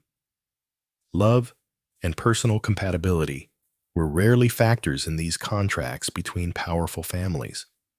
Instead, a woman's value was tied to her fertility and ability to produce male heirs to carry on the dynastic line. This placed enormous pressure on young brides like Isabeau. Complicating matters further, Isabeau's new husband Charles was not of sound mind. Prone to bouts of madness that could last for months at a time, he was in no state to rule his kingdom, let alone be a supportive partner. As a result, much of the burden fell on Isabeau's shoulders. Still, practically a child herself, she was thrust into the demanding role of queen, expected to manage the royal household, host dignitaries, patronize the arts and charities, all while being pregnant or recovering from childbirth virtually every year. Remarkably, despite the instability of her husband and the scheming of power-hungry nobles around her, Isabel managed to hold the French monarchy together through sheer force of will. She bore Charles several children, including the future Charles II. When her husband was incapacitated by his fits of madness, she served as regent in his place, wielding authority normally reserved only for men. And as the H-100 Red Years' War raged between England and France, she became an adept diplomat, negotiating treaties, and even personally leading armies into battle while heavily pregnant. Isabel's story is a testament to the resilience and resourcefulness of medieval women in the face of incredible adversity. But it also highlights how even the most privileged and powerful of women were still severely constrained by the patriarchal attitudes and institutions of the time. For the vast majority of women who were not born into nobility, daily life was a constant struggle of backbreaking labor and drudgery.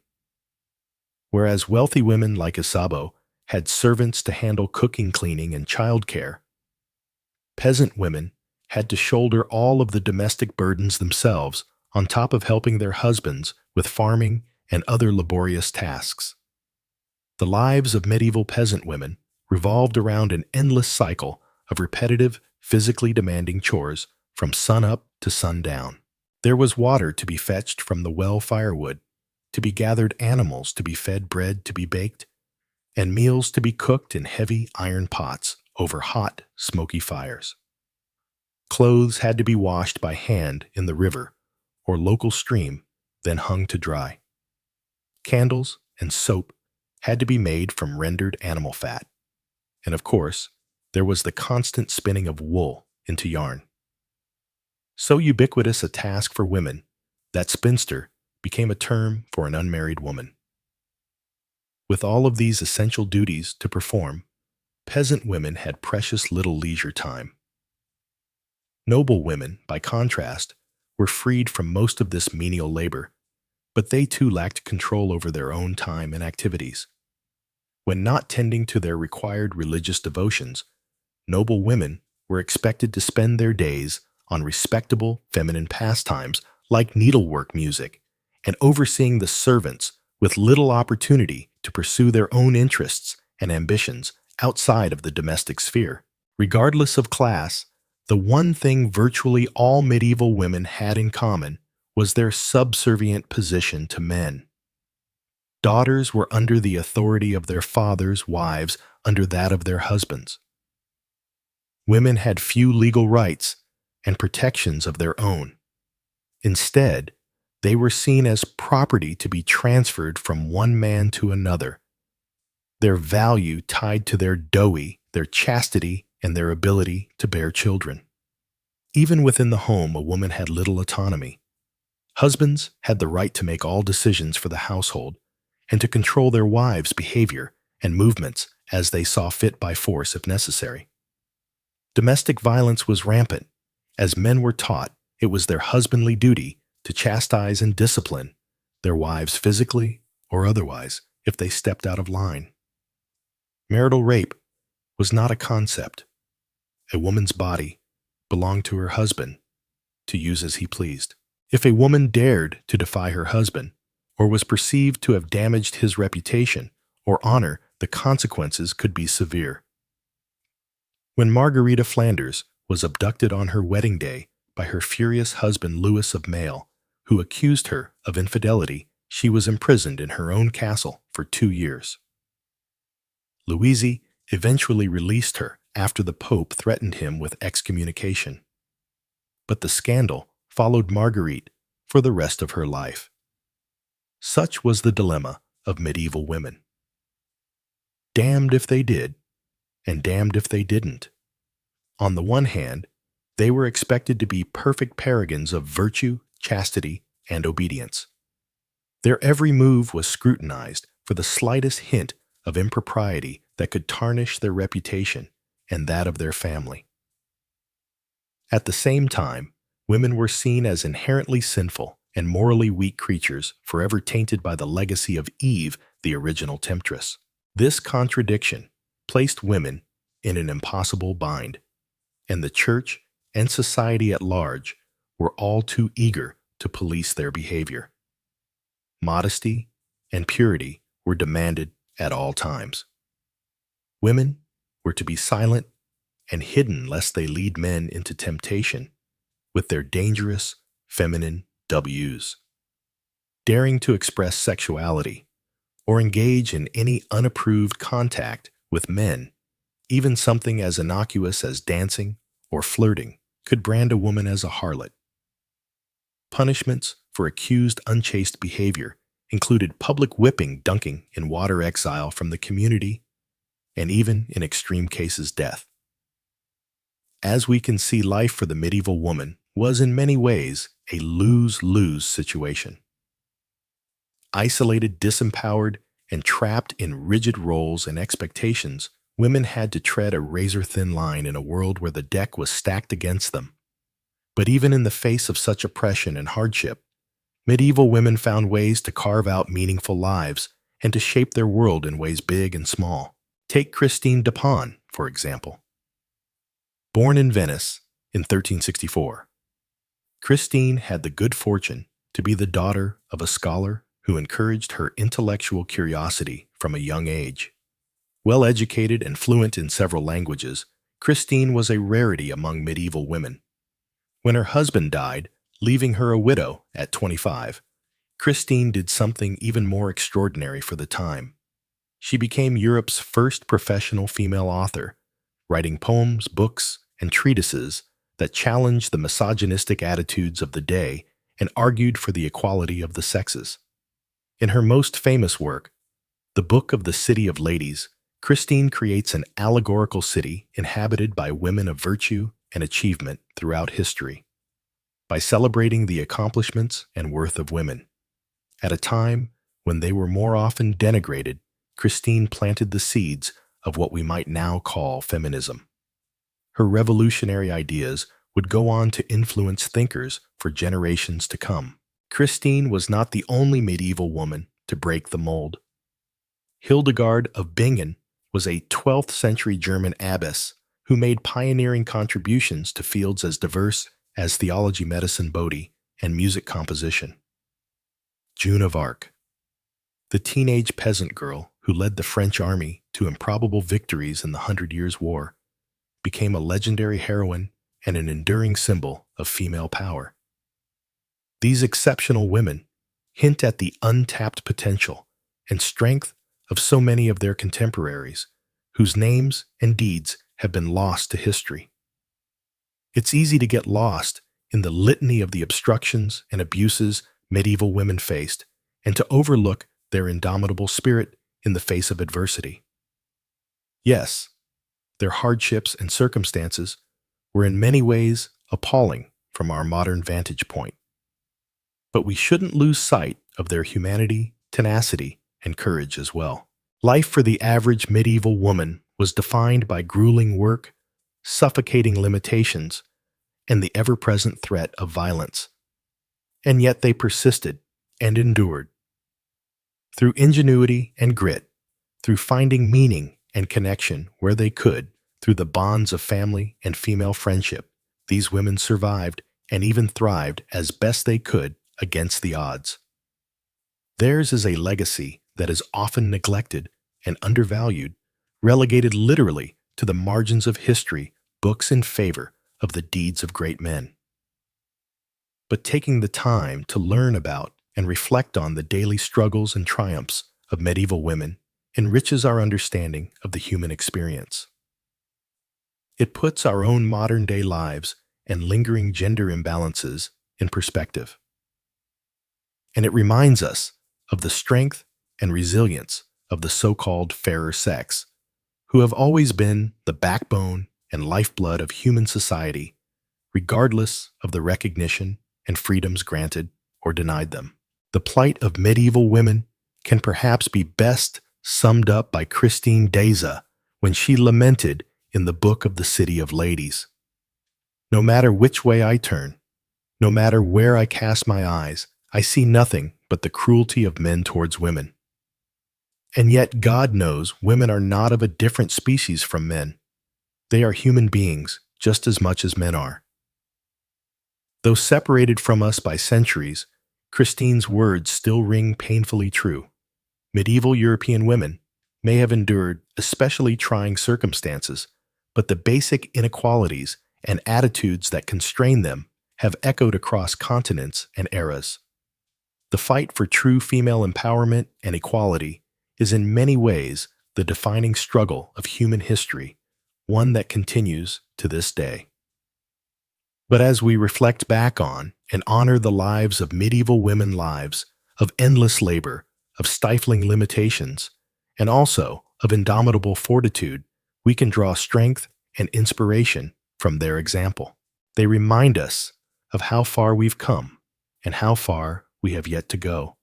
As we've seen, women in medieval times faced immense challenges and oppression in nearly every aspect of their lives. From the moment they were born, girls were at a disadvantage, seen as a burden on their families.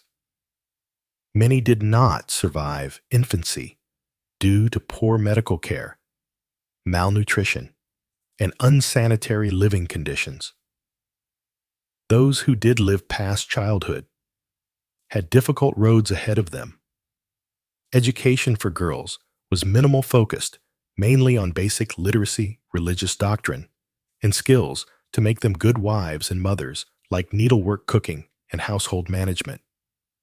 Unlike their brothers, girls weren't taught more academic subjects or allowed to pursue professions. Their path in life was limited and predetermined. Even more restrictive were the early marriages that most girls were subjected to, usually in their early to mid-teens.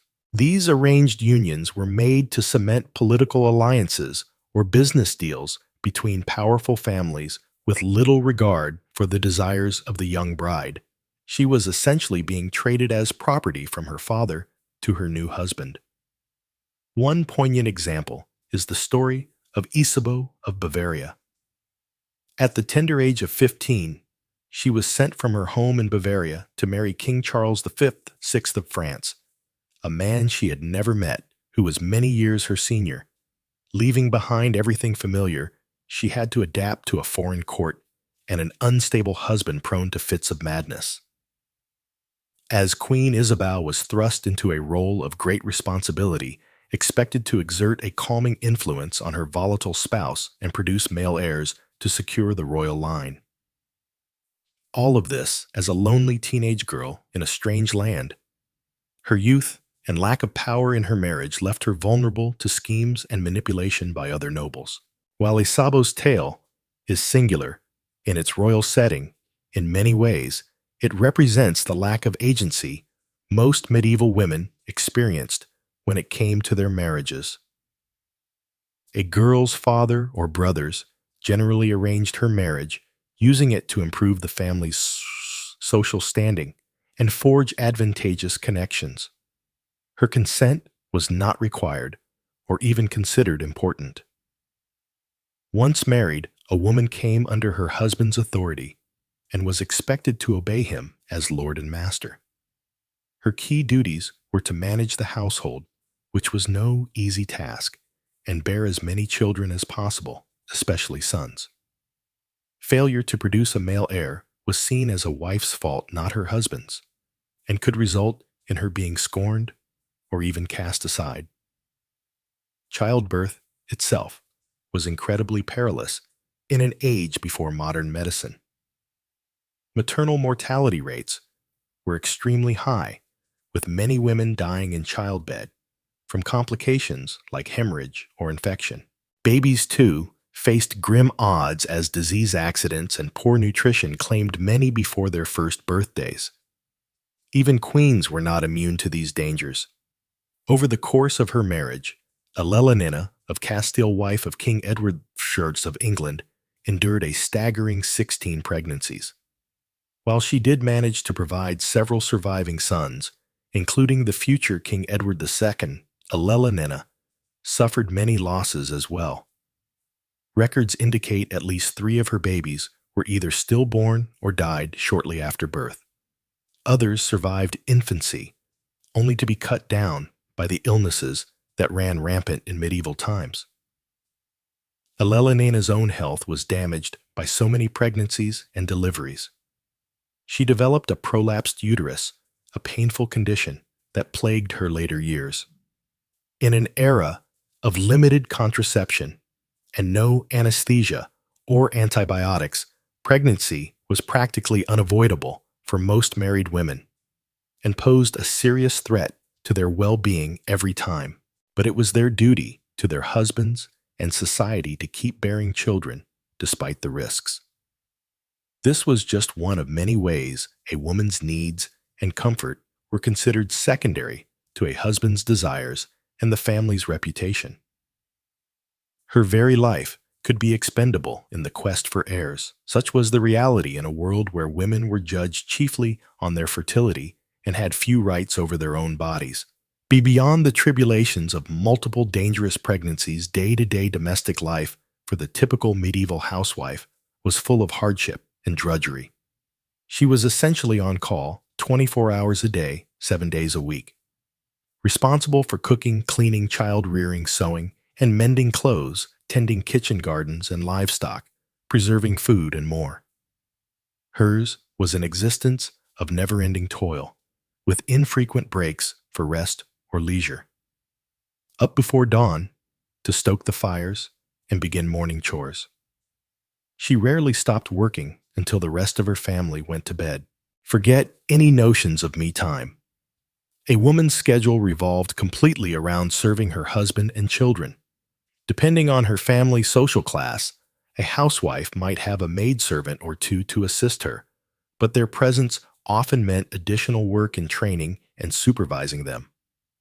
Lower-ass women, of course, lacked this luxury and had to shoulder their heavy burdens alone.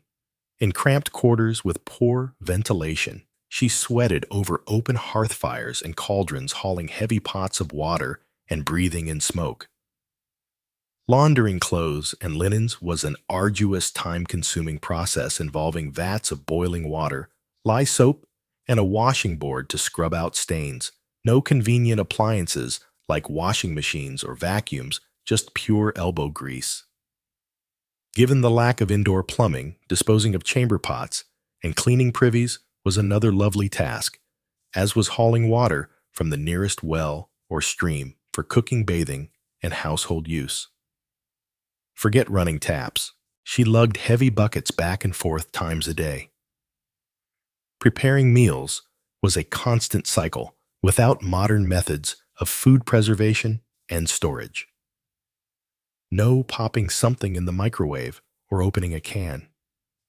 Cooking from scratch took hours and required planning ahead to make sure ingredients were on hand. Slaughtering and butchering animals, plucking fowl, smoking meats, curing fish. More delightful jobs that fell to the woman of the house. Then there was the making and mending of garments. In an age before ready-to-wear or store-bought clothing, a housewife had to create wardrobes for her entire family, right down to the braids. Spinning yarn, weaving fabric, cutting and sewing. A single piece could take weeks to complete. When clothes inevitably wore out, she'd patch and darn them to get a bit more use before starting again. Toss in childcare, kitchen gardening, tending the sick with herbal remedies, perhaps making cheese candles or ale for extra income. And you begin to get the picture. Managing a medieval household was a massive undertaking requiring stamina, skill, and self-sacrifice. It left little room for anything else. Even women of noble rank with more servants at their disposal were still expected to oversee these affairs and pitch in with needlework and such. They might escape some of the roughest chores, but their lives were still enormously circumscribed compared to their husbands. While he got to ride off on business, politics, or warfare, she was mostly stuck at home, minding the domestic front. So from wealthiest to poorest women in the Middle Ages faced unrelenting labor with precious little rest, assistance, or appreciation. Rising earlier and working later than their spouses in most cases, yet always deferring to male authority. A woman's work was truly never done. Not that she got much credit for keeping everyone else clothed, fed, and functioning. Continuation of script, part 8 of 8. While the anchoresses like Julian of Norwich found their calling in seclusion and contemplation, other religious women took a more active role in medieval society. The growth of the mendicant orders in the 13th century, particularly the Franciscans and Dominicans, opened up new opportunities for women to serve God and their communities. These orders welcomed lay sisters known as tertiaries who took vows of chastity and service, but lived and worked in the secular world rather than cloistered away in convents. Tertiaries ran hospitals, taught children, and cared for the poor and sick. They had more freedom of movement and association than enclosed nuns. One notable tertiary was Saint Catherine of Siena, born in 1347 to a large Italian family. From a young age, Catherine was drawn to an intense spiritual life of fasting and self-denial. Against her parents' wishes, she joined the Dominican tertiaries in her late teens. Unusually, for a woman of her time, Catherine learned to read and write. She began corresponding with church leaders, offering advice and admonishment. She even rebuked the Pope for living in France rather than Rome. Imagine the audacity it took for a young laywoman to criticize the Vicar of Christ himself. Yet miraculously, the Pope listened. Swayed by Catherine's piety and wisdom, Pope Gregory XI returned the papacy to Rome in 1377, ending the Avenant papacy. Saint Catherine was not only bold in confronting the powerful, but also tender in comforting the lowly during the plague outbreak in Siena. She nursed the sick and dying, dressing their oozing sores without any thought for her own safety. She saw Christ in the face of every suffering soul. Though Catherine and her fellow tertiaries did much good, they still lived and worked within a strict patriarchal system that limited women's voices. Only the most exceptional could rise to positions of influence, and always under the authority of male superiors. Most medieval women, of course, were not destined for sainthood or political influence. They simply toiled day after day, bearing as best they could the many hardships and restrictions placed on their sex. It's difficult for us in the modern day to fully grasp the lack of agency women had over their own lives and bodies. From birth until death, a woman belonged to the men in her life. First her father, then her husband, perhaps her son in widowhood. She had little say in whom she would marry, how many children she would bear, or what labor she would do. Education, property rights, and legal recourse against abuse were all heavily circumscribed. And yet, to paint medieval women as merely passive victims of oppression does not do justice to their full humanity. Within their narrow spheres, they found ways to carve meaning and wield what power they could. They formed supportive networks with female friends and relatives. They took pride in their children, their handiwork, their piety in everyday acts of resilience. A village woman going out to gather herbs to heal her sick child. An abused wife seeking sanctuary in a convent. A nobleman's daughter sweet-talking her father into a slightly later marriage. We see the unsung strength of the medieval woman. She may have had little control over the wider tides of history, politics, and religion that shaped her world, but in her daily life, she did what she needed to do to survive, and if she was very lucky, to find moments of joy and purpose. One small pleasure that was acceptable for women was in fact storytelling. In the castles, women might regale each other with romantic tales of brave knights and their lady loves as they worked at their embroidery. In the villages, as the women spun and wove, they would share old legends and fairy tales passed down from their mothers and grandmothers. Telling stories was a way to entertain, to teach lessons, to dream of a world that was a little bit brighter and more hopeful than the drudgery of their daily lot. So although they left behind few written records in their own voices, the medieval women still shaped our culture through the stories they curated and kept alive, even in the darkest of times. In a way, the act of you and I engaging with history like this continues that lineage spinning tales of people long gone, wondering about their struggles and their small victories, stitching together a more vivid understanding of our shared human experience. As we come to the end of our journey through the lives of medieval women, I invite you to sit with that understanding for a moment. Imagine all the women, the queens and the peasants, the nuns and the briers, the teenagers wed to grandfathers, and the weary old widows. Imagine them all as fully real people, with fears and foibles and moments of surprising gumption, not so different from you or I. And as you drift off to sleep, I hope you'll dream of them. Dream of the ways, big and small, they shaped their world and paved the way for the freedoms we enjoy today. Honor their memory, even as we work to build a world where all people, regardless of gender, have the opportunity to live freely and chart their own destinies.